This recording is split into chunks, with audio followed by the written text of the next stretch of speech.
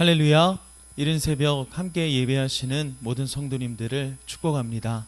오늘의 말씀이 우리의 삶을 변화시키시고 또 충만케 하시는 주님의 선물이요 은혜가 될 줄 믿습니다. 오늘 함께 보실 말씀은 마태복음 21장 12절로 22절까지의 말씀입니다. 마태복음 21장 12절로 22절까지의 말씀을 저와 여러분이 한 목소리로 읽도록 하겠습니다. 12절부터 함께 읽습니다. 예수께서 성전에 들어가사 성전 안에서 매매하는 모든 사람들을 내쫓으시며 돈 바꾸는 사람들의 상과 비둘기 파는 사람들의 의자를 둘러 엎으시고 그들에게 이르시되 기록된 바 내 집은 기도하는 집이라 일컬음을 받으리라 하였거늘 너희는 강도의 소굴을 만드는도다 하시니라. 맹인과 저는 자들이 성전에서 예수께 나아오매 고쳐주시니 대제사장들과 서기관들이 예수께서 하시는 이상한 일과 또 성전에서 소리질러 호산나 다윗의 자손이여 하는 어린이들을 보고 노하여 예수께 말하되 그들이 하는 말을 듣느냐. 예수께서 이르시되 그렇다. 어린아기와 젖먹이들의 입에서 나오는 찬미를 온전하게 하셨나이다 함을 너희가 읽어본 일이 없느냐 하시고 그들을 떠나 성 밖으로 베다니에 가서 거기서 유하시니라. 이른 아침에 성으로 들어오실 때에 시장하신지라 길가에서 한 무화과 나무를 보시고 그리로 가사 잎사귀밖에 아무것도 찾지 못하시고 나무에게 이르시되 이제부터 영원토록 네가 열매를 맺지 못하리라 하시니 무화과 나무가 곧 마른지라. 제자들이 보고 이상히 여겨 이르되 무화과 나무가 어찌하여 곧 말랐나이까.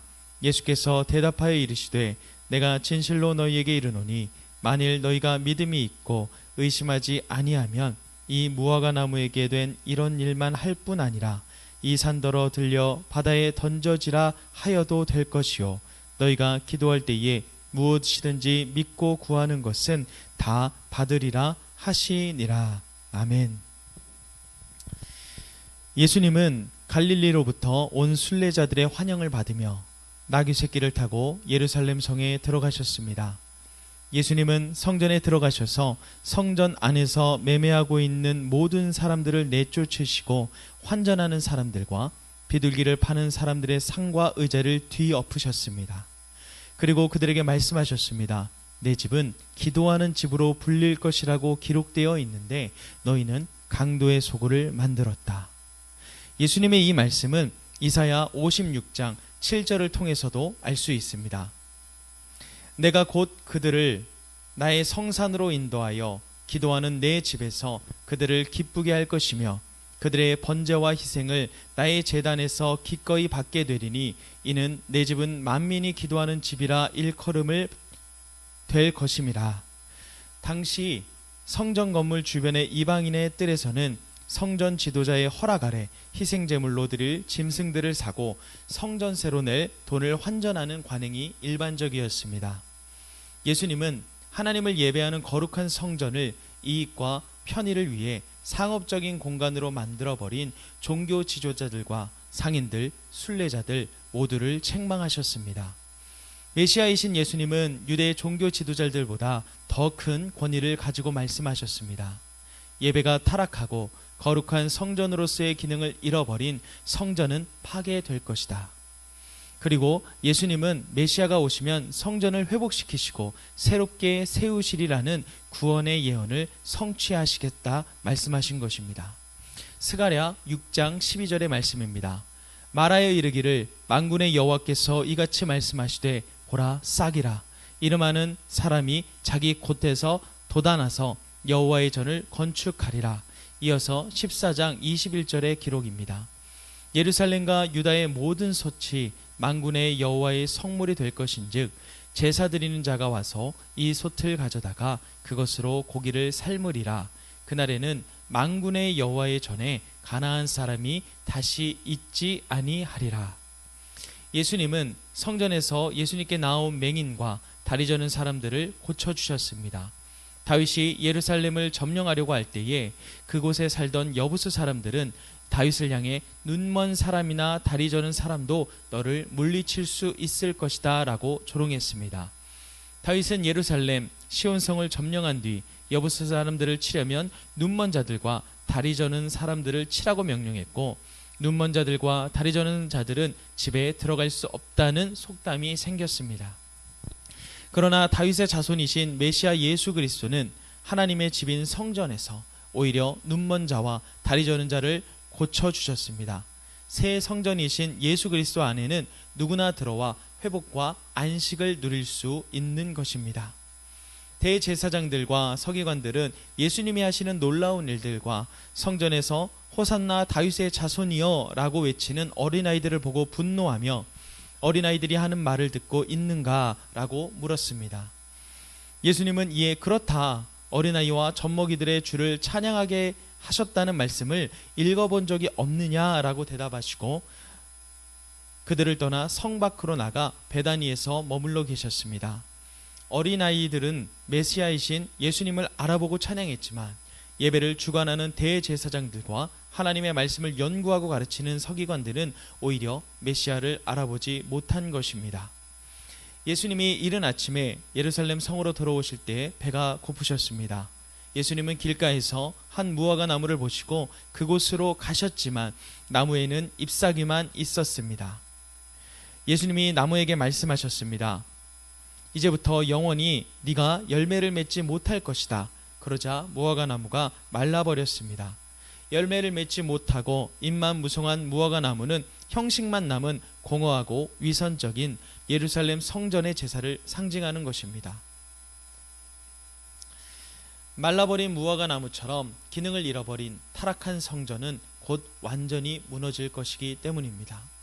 제자들은 이 사건의 의미를 생각하지 않고 예수님의 능력에 집중하며 그 광경을 놀랍게 여기고 예수님께 물어봤습니다.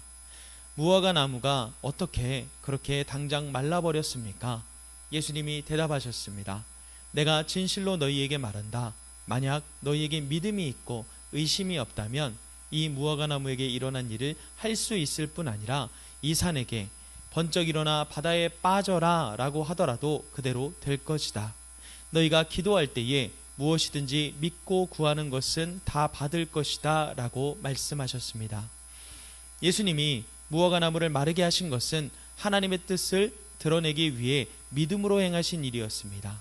믿음 없이는 형식적으로 드리는 예배와 기도가 능력을 발휘할 수 없지만 하나님의 뜻과 영광을 나타내기 위해 믿음으로 기도할 때에 하나님은 어떤 큰 일이라도 행하실 수 있는 것입니다.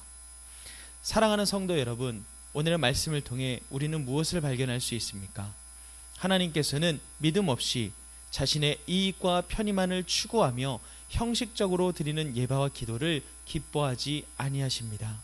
화려하고 그럴듯해 보이는 건물이나 조직이나 순서나 특별한 어떤 요소들로 인해서 예배가 가치를 찾고 본질을 찾는 것이 아닌 것입니다. 하나님께서는 우리에게 믿음을 요구하십니다. 하나님께서는 진정 사모하는 마음으로 예배 가운데 나아오는 거룩한 예배자들을 찾고 계신 것입니다. 우리는 기도의 응답을 체험하고 있습니까? 우리가 기도할 때에 응답하시고 채우시고 가장 선하고 좋은 것으로 인도하신다는 그 믿음을 가지고 기도하고 있습니까? 대제사장과 서기관이 그랬던 것처럼 사람들이 인정하는 직분이나 성경적인 지식이 있어도 예수 그리스도라는 십자가를 의지하는 믿음이 없이는 하나님의 뜻과 영광을 드러낼 수 없는 것입니다. 오직 하나님 나라의 백성으로서 주님이 주실 그 복된 인생을 우리가 살아내기로 결단하는 믿음이 우리에게 필요한 것입니다. 그렇게 예배로 나아갈 때, 믿음으로 반응할 때 우리의 기도는 응답받는 기도가 될 것이고, 그 응답의 내용이 우리 마음에 합하지 않을지라도, 우리가 예상하지 못했을지라도 하나님께서 주신 가장 선하고 아름다운 길임을 우리 스스로 고백하며 나아가는 진정 믿음의 길이 될 줄 믿습니다. 특별히 45 예배 회복 캠페인이 선포되어졌습니다. 4. 사모하라. 5. 오라. 예배의 감격을 사모하고 현장의 은혜를 우리가 참여하는 마음으로, 함께하는 마음으로 동참할 때에 하나님께서 놀라운 기적과 같은 말씀으로 우리에게 응답하실 줄 믿습니다. 우리 시간하게 기도하겠습니다. 하나님, 우리가 기대함 없이 예배했다면 주님의 사랑을 사모하게 하시고 이 시간 함께 역사하실 놀라우신 주님의 은혜를 기대할 수 있도록 믿음을 허락하여 주시옵소서. 그저 우리의 입술로 기도하는 것이 아니라 우리가 마음과 뜻을 다하여 진정 응답하실 주님을 신뢰하는 마음으로 기도할 수 있도록 붙잡아 주시옵소서. 우리 이런 마음으로 함께 기도하시고 계속해서 개인과 가정, 교회와 나라를 위해 자유롭게 기도하시며 이 새벽 시간을 하나님께 올려드리겠습니다. 기도하겠습니다.